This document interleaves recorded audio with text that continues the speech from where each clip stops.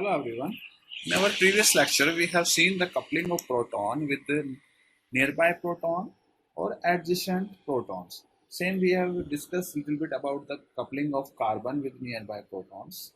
But we didn't discuss anything about other NMR active nuclei, that they will show also coupling with proton or carbon, or they will not show any coupling. So let us start with that.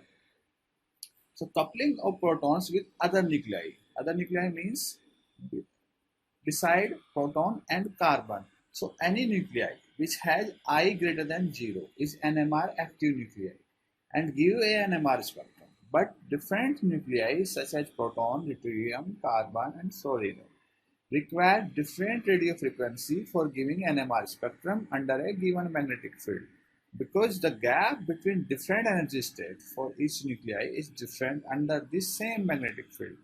For example, if you are applying 14,000 Gauss magnetic field, so the gap or the energy required for the transition between lower energy state and higher energy state for proton, deuterium, carbon and fluorine require 60 MHz, 9 MHz, 15 MHz and 56 MHz respectively. Thus, this shows if you are working on the condition for NMR of a particular nucleus, signal due to other nuclei will not be observed. Like if you are working for proton, you will not see any signal due to carbon or fluorine or deuterium. You will see signal only for protons, because at that magnetic field and that particular frequency only proton can resonate. However, any nucleus having I greater than 0 can show spin-spin coupling with proton to which it covalently bonded or nearby.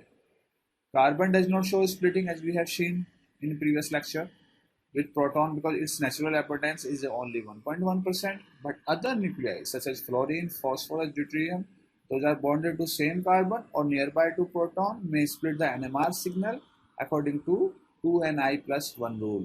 So this is actually 2Ni plus 1 rule, which become N plus 1 rule for nuclei having I equal to 1 by 2. Because if you put the value of I, which is 1 by 2 in this rule, in this way, 2n multiply 1 by 2 plus 1, it will be n plus 1. So we simply say n plus 1 rule instead of 2ni plus 1 rule for nuclei having I equal to 1 by 2.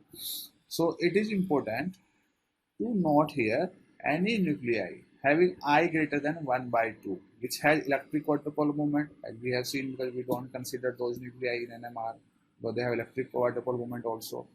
But if this type of nuclei attach to proton, they can broaden the signal. So as a result, no spin-spin splitting is observed. For example, if we take the example of nitrogen, nitrogen has intermediate electric quadrupole moment. So proton attached to nitrogen gives a broad peak. So you will not see any splitting in the case of proton attached to nitrogen.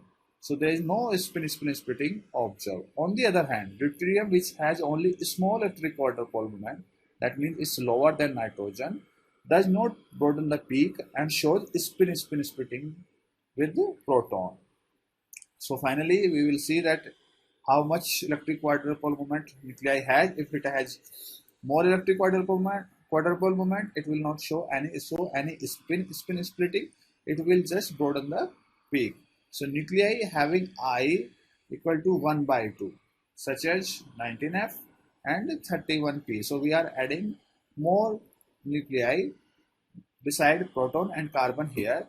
These nuclei show spin splitting with proton according to N plus 1 rule because they do not have any electric quadrupole moment. So now when we will consider about organic molecules, we also have look for these nuclei in our molecule. If they are available in our molecule, they will also show splitting with the proton or carbon. Now coupling of protons with the 19F and 31. So 1s to 19F coupling, if we discuss this first. So fluorine 19 is the only natural isotope of fluorine and has I equal to 1 by 2. So the extent of 2J and 3J coupling value for 19F to 1H are much larger than typical 1S to 1H coupling constant. And the effect of 2J and 3J coupling of 1S to 19F decreases as the proton moves away from the electronegative fluorine atom. As you can see in these two examples, the coupling between this proton and fluorine attached on same carbon means there will be 2J coupling that has value 30 Hertz. But if it's on different carbons, on adjacent carbons, so means there will be 3J coupling that goes 20 Hertz. So that's it decreasing as proton going away from fluorine. Now take the another example of these molecules which has two type of protons, A and B. Now A will couple protons B to triplet and the proton B will couple with proton A to triplet. So finally we should have two triplet in the NMR of this molecule. But if you look in the spectrum of this molecule, instead of two triplet, we have two set of triplet of triplet. Triplet of triplet, triplet of triplet. Why we are getting this triplet of triplet? So the reason for this, first HA protons will couple with HB proton and split their signal to triplet. Now we have one fluorine also, which also has I equal to 1 by 2, will split that signal to another doublet according to n plus 1 rule. So finally we will get here doublet, triplet. Triplet due to protons and doublet due to fluorine. So for each set of protons will give us doublet, triplet.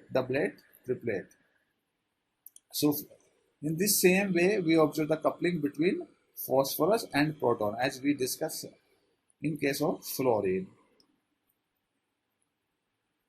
Now coupling of carbon with other nuclei.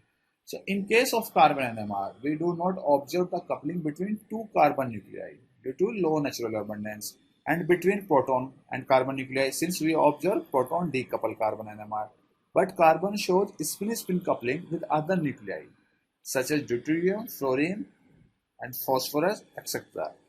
As you know, we use deuterated solvent such as CdCl3, CD3OD, DMSO-D6, deuterated acetone in proton NMR as well as in carbon NMR. In proton NMR, we do not see any peak of deuterated solvent because they do not have any proton. Like if you see in CdCl3, it doesn't have any proton. But they give signal in carbon NMR because all of them has carbon. And that signal will be split due to deuterium nuclei which has I equal to 1 according to 2Ni plus 1 rule. So let's take the example of CdCl3. CdCl3 is the most commonly used solvent for NMR. It gives rise to a 3-peak multiplet in the proton decoupled carbon NMR spectrum. Because it has carbon which will give signal in this NMR and this carbon also attached with deuterium. So deuterium will split the signal of carbon into triplet according to 2Ni plus 1 rule. And the center peak will be at 77 ppm. So this is the example of the peak in carbon NMR for CdCl3. So it gives this 3 peak with in 1:1 into 1 ratio.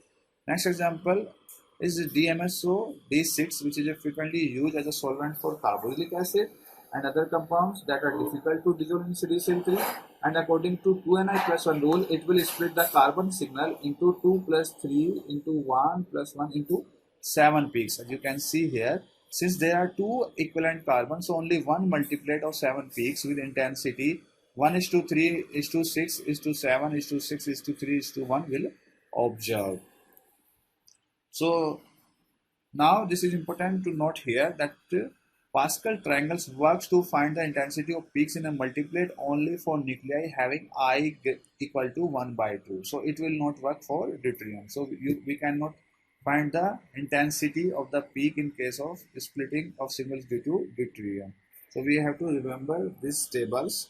So if there is no deuterium connected to carbon, there will be only single peak. If one deuterium is connected to carbon, there will be 3 peaks into 1:1 into 1 ratio. If there is a 2 deuterium, there will be 5 lines with 1:2:3:2:1 ratio. So you can see as number of deuterium is increasing, number of peaks or lines in a multiplet is increasing with these ratios.